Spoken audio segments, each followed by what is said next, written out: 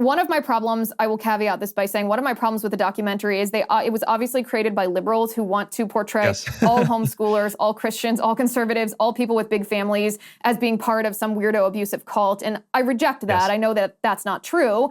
So I guess what I'm asking is their portrayal accurate from what you observed and experienced, or did they exaggerate that? Yeah, well, I will agree with you that that documentary was created by certain people that have a certain agenda, and I think it's important to keep that in mind when you're watching it. As far as what the environment was really like, I think it's a mixed bag, because it really depended on the people who were in the program.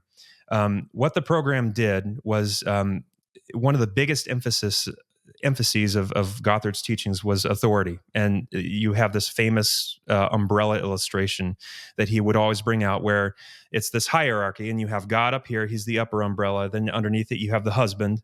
And then underneath you have the wife, and underneath you have the children.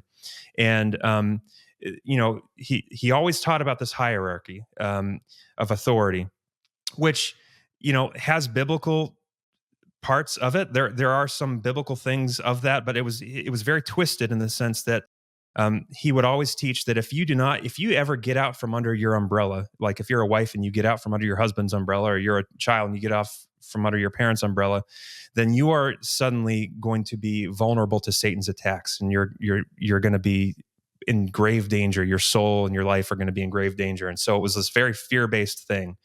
And what it did was, I think, when you have a teaching or a church or a movement that very much emphasizes or props up male authority, that's not necessarily a bad thing, but I think that it can attract bad men who will then use that as a cover for their abuse. So I think that in that world, there were abusive men that used that as a cover for what they were doing.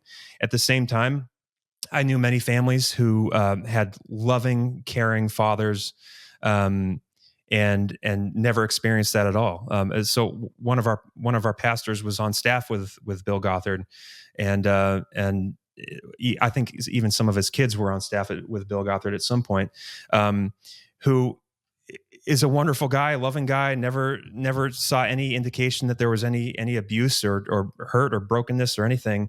And so I think it very much depended on the person and or the family that was in that world. But I think it attracted bad people, because it was a kind of an infrastructure that gave cover to those bad people.